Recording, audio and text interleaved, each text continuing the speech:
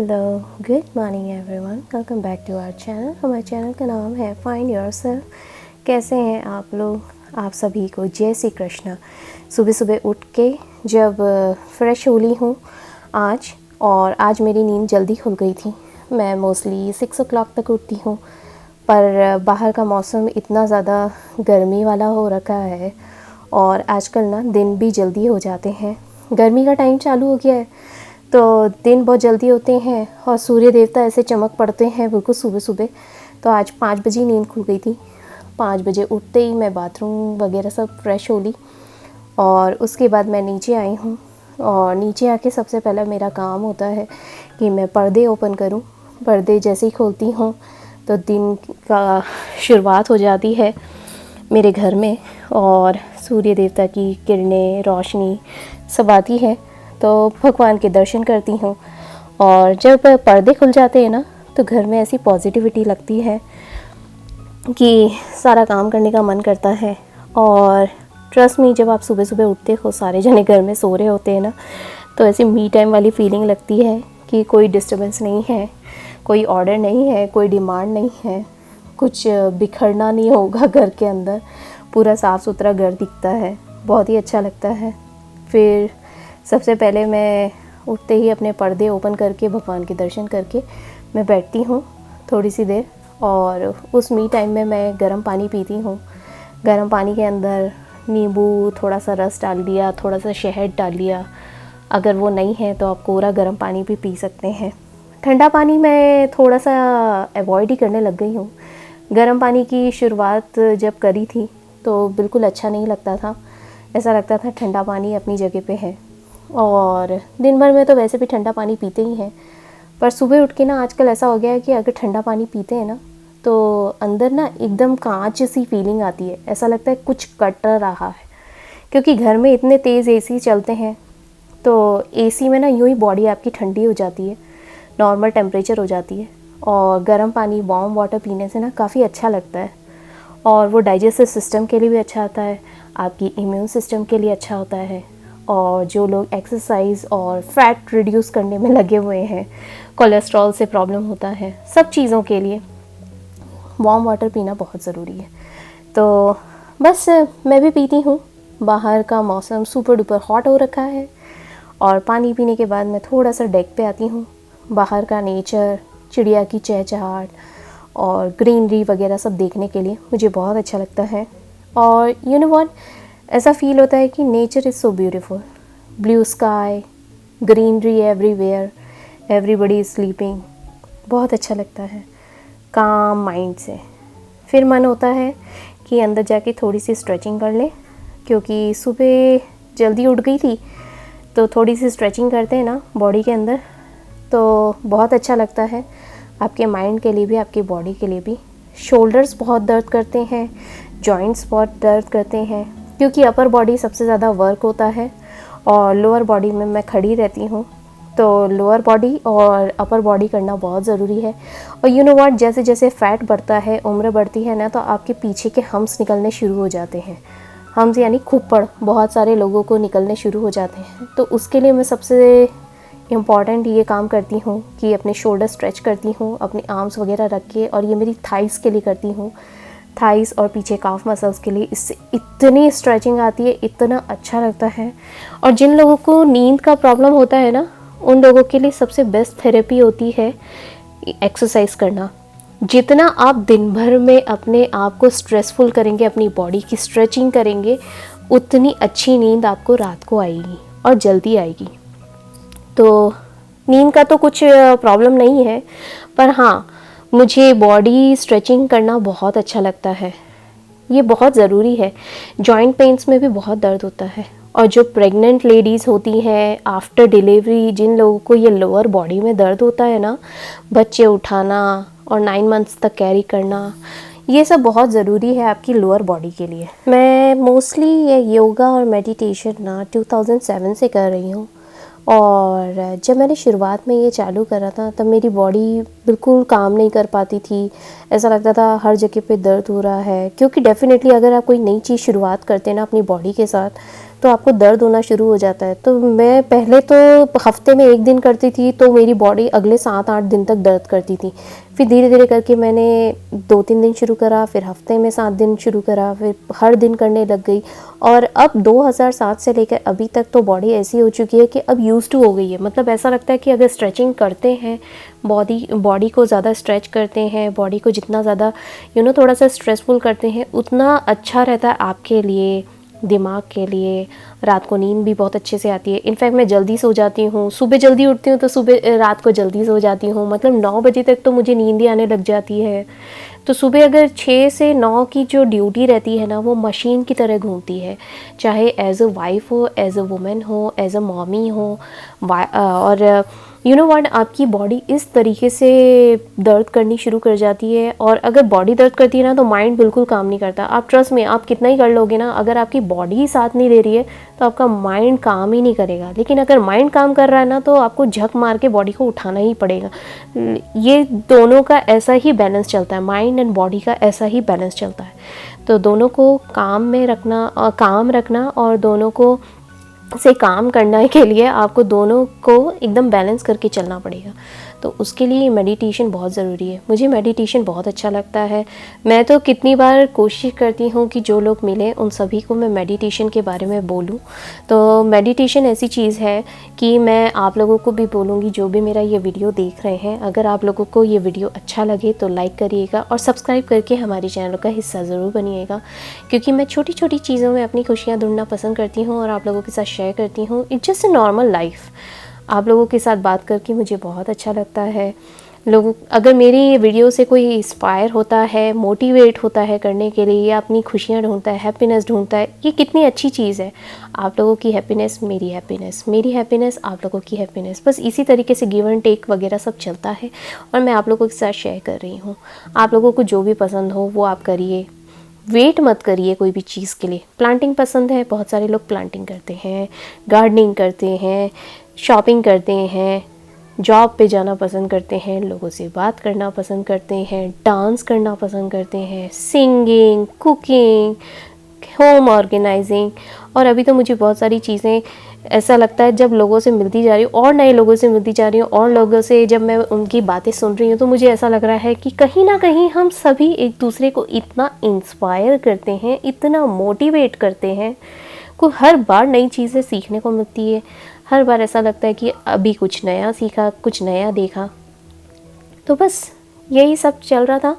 और फिर मैंने सोचा चलो अब मैं प्लांटिंग, मैं वाटरिंग करती हूँ, प्लांट वाटरिंग करती हूँ। मुझे बहुत अच्छा लगता है, जो प्लांट्स के लिए भी बहुत ज़रूरी है। और अभी बाहर ना इतनी ज़्यादा गर्मी हो चुकी है कि दिन भर में प्लांट्स को कम से कम 3 से 4 बार पानी देना ही पड़ता है। ऐसा लगता है अगर प्लांट्स को बचाना है, क्योंकि वो क्या चाहते हैं, सिर्फ सनलाइट चाहते हैं, फ्रेश एयर चाहते हैं और वाटरिंग चाहते हैं, जो उनके लिए सबसे ज़्यादा इम्पॉर्टेंट है, क्योंकि ये उनका खाना है, उनका जीवन है। इसी तरीके से वो फलते फूलते हैं। और ये घर के काम तो मेरे चलते ही रहेंगे।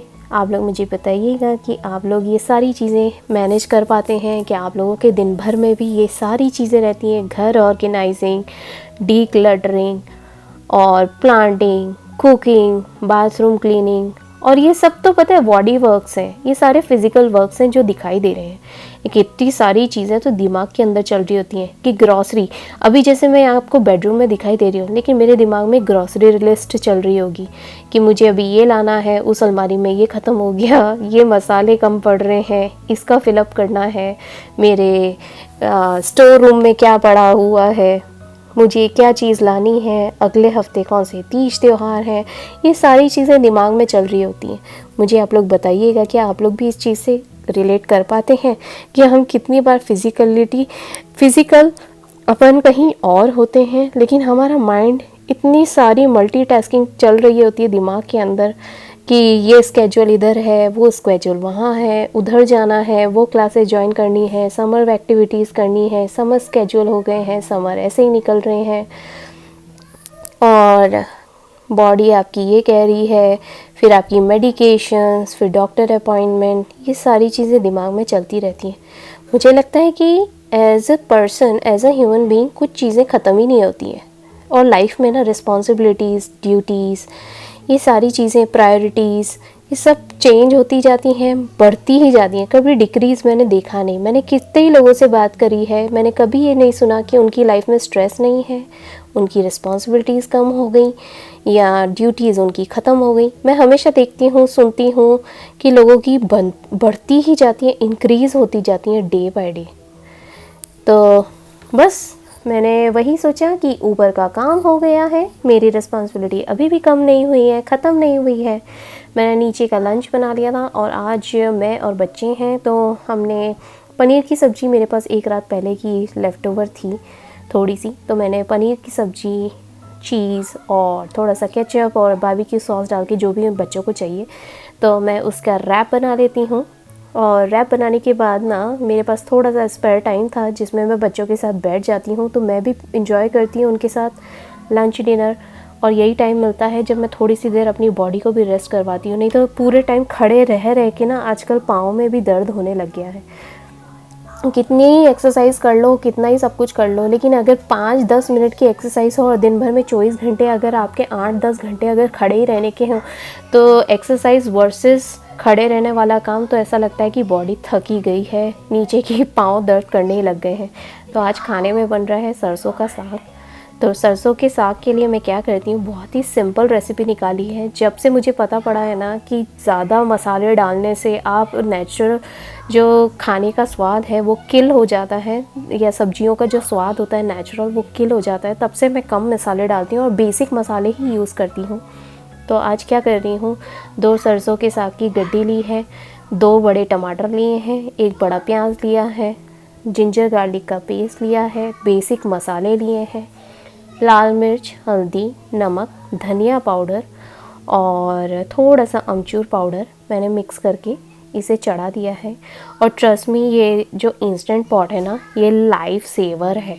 इसके अंदर क्या करना है आपको, सबसे पहले आपको सरसों के साग और सारी सब्जियां डाल के, और हाँ, सरसों का साग बनाने के लिए ना सरसों का तेल ही यूज़ किया जाता है। जो अगर आप प्लेन ऑयल में बनाएंगे तो उसका अलग स्वाद आएगा, लेकिन आप सरसों का साग सरसों के तेल में ही बनाएंगे तो उसका स्वाद और ज़्यादा उभर के सामने आएगा और आपको खाने में बहुत अच्छा लगेगा। और ट्रस्ट मी, जो सरसों का साग है वो आप डेली बेस पे बनाते नहीं हैं, कभी कभी बनाते हैं। तो जब भी आप बनाएं तो इतना अच्छा तरीके से और पर्टिकुलर स्पेसिफिक स्टाइल में ही बनाएं तो आपको भी मज़ा आएगा खाने में। तो मैं क्या करती हूँ, मैंने सारी सब्जियां एक साथ डाल दिया है और राई जीरा डाल दिया है। और राई मैंने इसके अंदर सफ़ेद राई डाली है, जो पीली राई कहते हैं, जो कम कड़वी होती है स्वाद में। और उसके बाद मैं क्या करती हूँ, इसे उबलने चढ़ा दिया है और जिंजर गार्लिक का पेस्ट डाला है, साथ में मैंने कसूरी मेथी भी डाली है। कसूरी मेथी मैंने लगभग 1 कटोरी डाली है।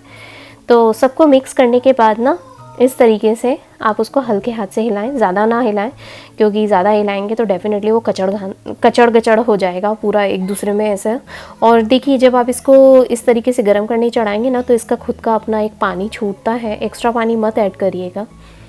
तो बस इसको लगा देना है और सरसों के साग को सीटी बंद करके, थैंक गॉड मेरे पास नॉर्मल बेसिक वाली सीटी नहीं है, मैं ये इंस्टेंट पॉट ही यूज़ करती हूँ। इंस्टेंट पॉट की इतनी आदत हो चुकी है अब तो। और इंस्टेंट पॉट में जब आप चढ़ाएंगे तो ट्रस्ट मी, इंस्टेंट पॉट इतना बड़ा लाइफ सेवर है कि आपको सिर्फ उसे ऑन करना है। बाय डिफ़ॉल्ट जो 8 मिनट्स पे होता है उसे 10 मिनट्स पे सेट करना है और ऑन कर देना है लो प्रेशर पे रख के। मैं प्रेशर चेंज नहीं करती हूँ, मैं हमेशा लो प्रेशर पे रखती हूँ, क्योंकि मुझे जल्दी तो है नहीं, तो मैं लो प्रेशर पे ही रहने देती हूँ ताकि आराम आराम से चलते रहे। और बस ये 10 मिनट में जब हो जाएगा उसके बाद मैं इसको अपने आप ही सीटी इसकी रिलीज़ होने दूँगी। और बाय द टाइम सीटी रिलीज़ होगी उसका ढक्कन खोल के रख दूँगी ताकि ये हवा में सूख जाए, ठंडा हो जाए। और हवा में जब ये ठंडा हो जाएगा उसके बाद मैं इसे मिक्सी में डाल के अच्छे से प्यूरी बना लूँगी, प्यूरी फॉर्म में। तो बस आपका सरसों का साग रेडी हो जाएगा। और जब तक सरसों का साग रेडी हो रहा था तब तक जो मैं इंडियन स्टोर से जो भी ग्रॉसरी वगैरह सब खरीद के लाई थी, वो सब्जियां फ्रेश वाली, तो मैंने उन्हें हाथों हाथ धो के सुखाने के लिए डेक पे रख दिया, क्योंकि डेक पे इतनी तेज़ धूप आ रही थी। और धूप ऐसी आ रही है कि आप चाहे अगर कितने गीले कपड़े क्यों ना डालेंगे तो वो गीले कपड़े भी आधे घंटे में सूख के तैयार हो जाएंगे आपके, कि बस धोए, सुखाए और घड़ी करके रख दिए। ड्रायर की ज़रूरत ही नहीं पड़ेगी। इतनी तेज़ गर्मी हो रखी है कि मुझे प्लांट्स में भी 2-3 बार पानी देना है, और सब्ज़ी भी मेरी धो के सूख के रेडी हो चुकी है। यहाँ पे सूर्य देवता एकदम चरम सीमा पे हैं, बिल्कुल भयंकर चमक रहे हैं, और कोई बादल नहीं है। सो ये मेरे सारे प्लांट्स हैं, और बाहर का मौसम पूरा ब्लू हो रखा है, कोई बादल नहीं है। और उधर कोने में ना नीचे की साइड हम लोगों ने ना कुकुम्बर लगा रखा है, जहाँ पे मैं इशारा कर रही हूँ। और यहाँ पे ये DIY वाली जो चिड़िया की प्लेट हम लोगों ने बनाई थी ना, वही है।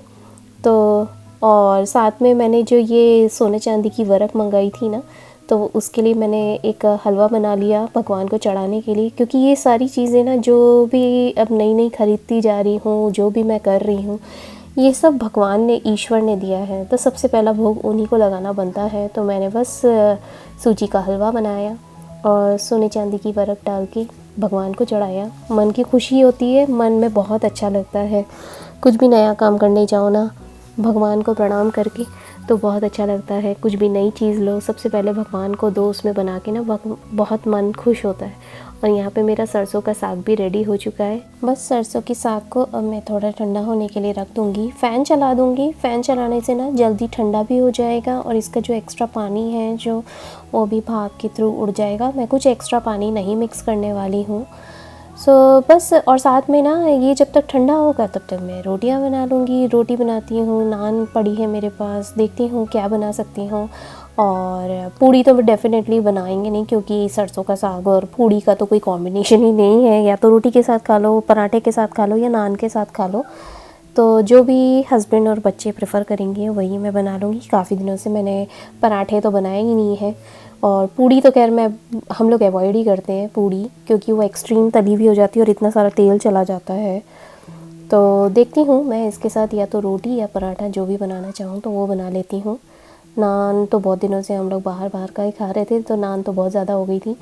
तो और ये मेरा वही कास्ट आयरन वाला तवा है। काफ़ी सारे लोगों ने मुझसे पूछा, और बहुत सारे लोगों ने मुझे बोला कि लोगों ने मेरा वो वीडियो देखा था जिसमें कास्ट आयरन के बारे में था। Thank you so much. पहले के जितने वीडियोस हैं उन सभी पे इतने प्यारे प्यारे कमेंट्स, इतने सारे लाइक्स मिले हैं मुझे, कि जिससे मुझे इतना मोटिवेशन मिला, इतनी अच्छी पॉजिटिविटी लगी कि मुझे और आगे जितने वीडियोस हैं वो बनाने की हिम्मत मिलती जा रही है। मुझे मोटिवेशन होता जा रहा है और मुझे कॉन्फिडेंस आता जा रहा है। इसीलिए मैं आप लोगों के साथ शेयर करती जा रही हूँ। बस यही था मेरा दिन भर का व्लॉग, और जिसमें मैंने अपनी सारी एक्टिविटीज़ आप लोगों के साथ शेयर करी। मेरे सुबह 5 बजे से उठने को लेकर रात के 9 बजे तक का मेरा ये रूटीन है, और डेली रूटीन है मेरा, एवरीडे रूटीन कह सकते हैं, या डे इन माय लाइफ कह सकते हैं। ये इतनी सारी, और अभी भी मेरे काम अभी भी ख़त्म ही नहीं हुए हैं। कितने सारे काम अभी भी मेरे बाकी हैं। लॉन्ड्री लगाना बाकी है, बाथरूम क्लीनिंग बाकी है, जो कुछ तो वीकली बेसिस पे होते हैं, कुछ मंथली बेसिस पे होते हैं, जैसे ग्रॉसरी शॉपिंग वगैरह जो बल्क में होती है वो भी बाकी है।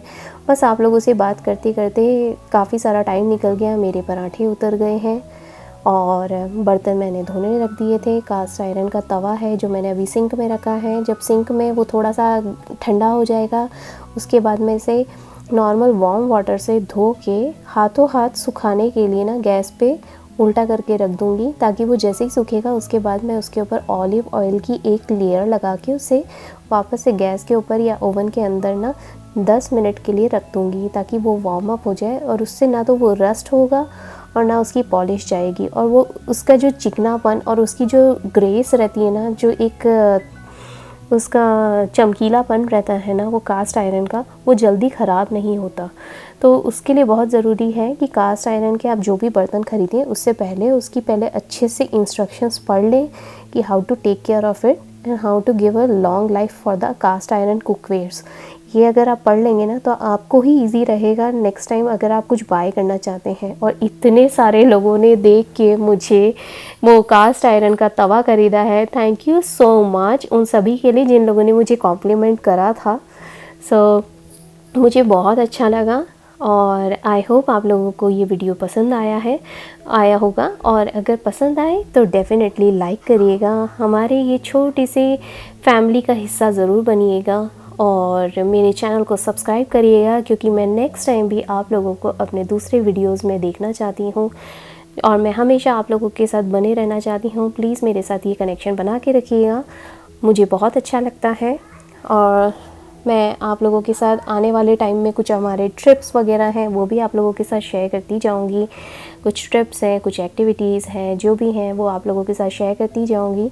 तो यहाँ पे बस आप लोगों से बात करते करते मेरा किचन भी साफ़ हो चुका है। मैंने किचन अच्छे से साफ़ कर दिया, और खाना कुकिंग वगैरह की ना स्मेल आती है हम देसियों के पास से, तो उसके लिए सबसे ज़्यादा इम्पॉर्टेंट है कि जब भी आप कुकिंग करते हैं ना, चाहे नॉन वेजिटेरियन हो, वेजी हो, या आप एक सिंगल थिंग भी बनाते हो, हमेशा किचन के पास ना एक कैंडल हमेशा ऐसे जला के रखनी चाहिए।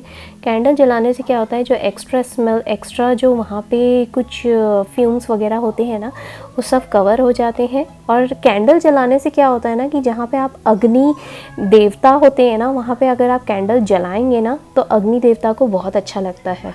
तो हमेशा पॉजिटिविटी के लिए ना एक कैंडल भी जला के रखिए, और यूँ भी वास्तु के हिसाब से भी जलाना चाहिए। और दूसरा, वास्तु के अलावा ना सबसे अच्छी चीज़ है कि आपकी कुकिंग टेक्निक्स के लिए भी ना एक रिचुअल बना लीजिए, एक हैबिट बना लीजिए कि खाने के बाद एक कैंडल जलाना बहुत ज़रूरी है। तो बस कैंडल जलाई है, किचन साफ़ हो चुका है मेरा पूरी तरीके से। जो आटे इधर उधर गिरता है, आटा रोटी बनाने के टाइम पे, वो भी गिर चुका है। हस्बैंड भी फ्रेश होके आ गए थे। तो बस अब मैंने यहाँ पे सरसों का साग मेरा ठंडा हो चुका है, उसे मैंने ग्राइंडर में डाला है। और ग्राइंडर में डालने के बाद ना मैं क्या करती हूँ, इसे सिंपल पानी ना डालते हुए 2 चम्मच दही मिक्स करती हूँ। 2 चम्मच दही डालने से ना इसका ना टेक्सचर थोड़ा सा गाढ़ा हो जाता है, और स्वाद बहुत अच्छा उभर के आता है। कलर भी बहुत अच्छा आता है, ग्रीन ग्रीन सा मेहंदी रंग में।